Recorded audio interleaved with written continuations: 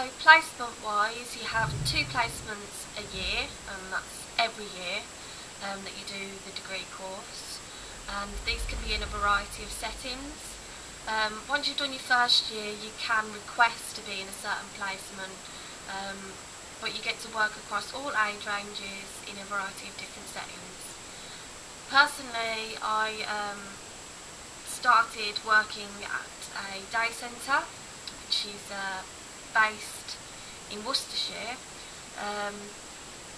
and I did that for 2 weeks, and that was something that they call a pathway experience. So that was my first real experience of placement at university, and I think they used the pathway experience as a way of kind of slowly integrating you in, especially for those people that hadn't had experience of working with people with learning disabilities. And then from there I went on to work at a small bungalow residential home, which was privately run. It housed 5 gentlemen, and they all had different ranges of learning disabilities. And then I had a hub placement, which was a very large residential home. That's where your mentor's based, and that's where you get assessed, and you have a booklet that you have for each placement, and you have to pass all of the skills that are in the booklet, and you have to have 3 interviews. They aren't serious interviews, it's just to see how you're getting on. If your mentor thinks that you need to work on a certain area, then you get given opportunities to do that before the end of the placement so you don't fail. Given lots of support. All the mentors that are assigned to the university, they are given training by Birmingham City University, so they know what to expect of us and we know what to expect of them. So yeah, this residential home that I worked at wasn't actually a learning disability, well, it wasn't predominantly learning disability. People that lived there were people that were reaching the end of their life, people that had very complex needs, and their families couldn't look after them any longer. Mental health problems, and also like acquired brain injuries as well. So for example, I have worked with people in this placement with locked-in syndrome, Huntington's disease, mental health conditions such as working age dementia and frontal lobe dementia, Pick's disease, schizophrenia, paranoid, multiple personality disorders, bipolar disorder, people with Parkinson's disease, people that had strokes, people that had been in car accidents, people that had taken overdoses, and it's a real eye-opener for your first placement. You learn a lot of clinical skills there. I learned how to set up an injection and then administer injections. There's very large drug rounds. You get to participate in assessing and people's needs and then carrying out a care plan. You get involved with the support workers who predominantly do like feeding and personal care, so you get to do that side of it as well. And then there's lots of opportunities to just sit down with the service users as well and just chat to them and get to know them about their life. And they all have their individual bedrooms, and they'll often always have a story to tell, and it's a very interesting place to be. And it really opened my eyes and made me value my life a lot more, if that makes sense. And then later on in the year, I had another placement. So it was my second placement of the year, of year 1. And this was a NHS-run day centre. It was a small day centre. It only had 5 service users that attended, 5 days a week. I was doing 9 to 5. The hours that you're meant to do on placement are 37.5 hours a week.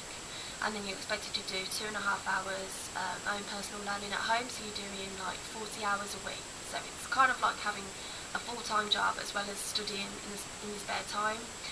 Especially in my second placement, I was studying for my exam and also writing my assignment whilst I was at placement as well, doing 40 hours.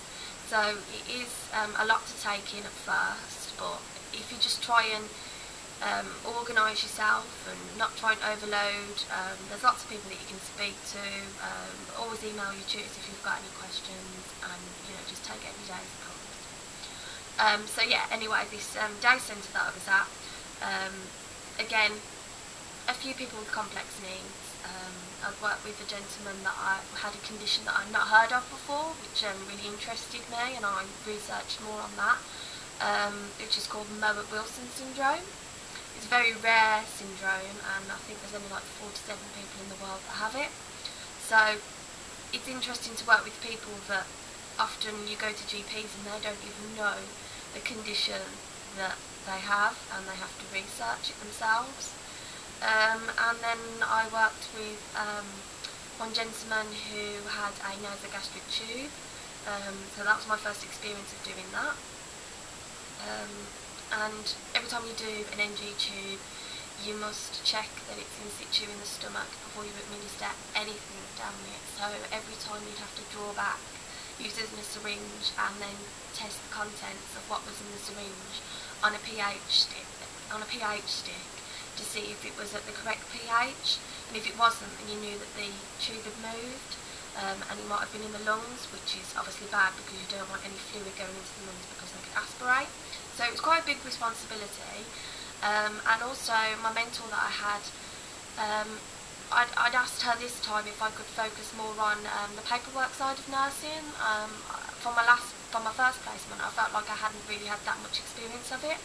So speaking to her, then she gave me loads of ample opportunities to do a lot of things. I was referring people to different services. So I was attending multidisciplinary team meetings. I was assessing people's mental capacity for ongoing treatment, and then I was doing holding best interest meetings. So I was the chair of the meeting, which was quite a big responsibility, and I felt quite proud of myself. I was doing care plans and evaluating care plans, which was kind of like on a daily basis. I was administering medication, both orally, topically, and via peg tubes as well. It's one thing working in LD nursing, you will get to experience a lot of peg tubes, and you'll be an expert by the time that you're qualified. I already feel like one already, and I'm only in my second year, so yeah, there's a lot of peg tubes. And what else did I do? There's a lot of ethical issues that I came across. I worked with a gentleman who was deaf and blind, so administering medication to him and getting to understand how he knows that he's actually having the medication. That's something that I asked about and was interested in, and how to communicate with him, and I developed some communication tools for one of the service users to promote his independence and his communication a bit more. So I was developing Makaton sign language with him, and creating flip charts and sign of the week, and he would use the signs to communicate with us, because often he would only say yes or no, and I knew, and my mentor knew, that he was much more capable of communicating more, and then we could hold like a real good conversation with him. It was boiled down to the fact that he just felt unconfident to like say more than yes or no. But once I started working with him, I got his confidence up, and he was, using the signs, and he loved it when you praised him. So the more that you praised him, the more that he would do it. So that was really nice. I also got to do skin assessments and risk assessments as well.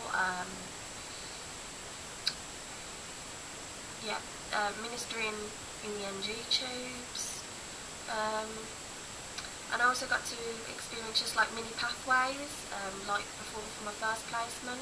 My mentor allowed me to go certain days to other places to experience them. She knew that I was interested in challenging behaviour, so I went to a challenging behaviour and mental health unit just to have a look around. That's somewhere that I'd like to go on placement this year, fingers crossed. I also went to a palliative care setting where I worked with a gentleman who had a tracheostomy in situ. That was really, really interesting, and I felt like I'd learnt a lot of clinical skills working there. You have to use a lot of aseptic technique. It requires quite a lot of deep suctioning, otherwise there's a chance that he could aspirate or get an infection, which we don't want him to get because he's got a low immune system.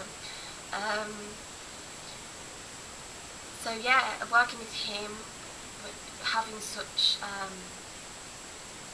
complex needs was a real challenge, but I love a challenge, and that's something that an LD nursing that is amazing, because every day is different, and one day you think that your service user's fine, and the next day they've got something, and you know you've got to use your skills in order to assess them and implement something in place, and that's really interesting, and I love doing that.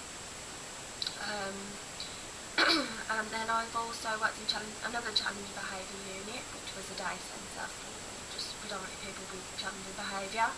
And I also worked in a respite centre as well. I did 2 days there, so that's interesting because not every day is the same again, and people are coming and going all the time, and you're meeting loads of different service users. So yeah, there's loads of things that you can experience when you're on placement, and it's really, really, useful tools.